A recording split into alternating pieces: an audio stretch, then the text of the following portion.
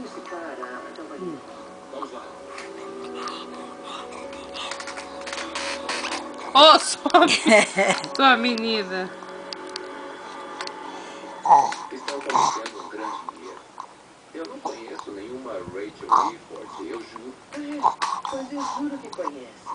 Encontrei sêmen no banheiro do apartamento de Rachel, que combina com seu banheiro. Não quer, não pode comer com a colher, vai com a vasilha, porque ela não deixa, não espera.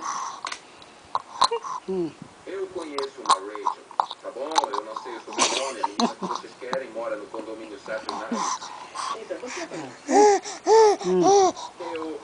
É o seguinte, tá bom? Encerrar o carro custa $60. A gente dá um descontinho às vezes, daí eu chego mais cedo, passo na casa do cliente, antes desse cliente, e todo mundo faz isso. A Rachel te contratou para encerrar o carro dela, foi isso? Eu só cobrei $25. Não é culpa, Vou tirar. ela não quer nem deixar se ela tirar, sabe? Aqui. Deixa pra fazer. É. Tá dizendo que a Rachel deu em cima de você? Tá vendo? Ela viu a porta com uma vagina sexy. Olha lá. Quando uma mulher abre a porta, ela faz agasalho com os dinheiro separado. Com ela, tudo certo. Ô, Jesus. Queria que eu fizesse o quê? Acho que não foi bem assim. Ela não quer comer assim, ela quer... Ai.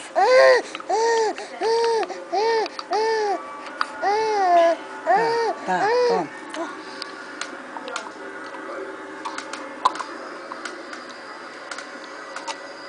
Essa vai pra net. Aqui. Depois de citar, lembrou que ela sabia seu nome, onde você Eita. era só chamar a polícia e você pegaria até a prisão perpétua.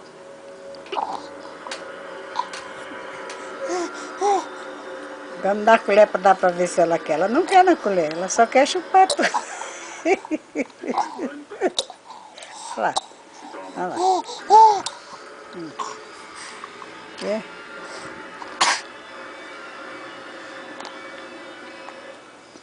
Ela não deixa comer assim, ela quer beber.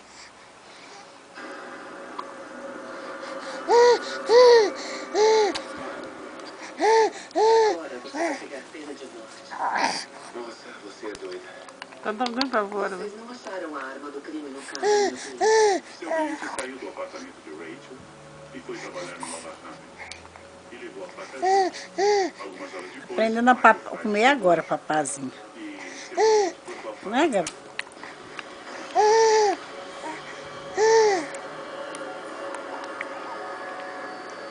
Eita!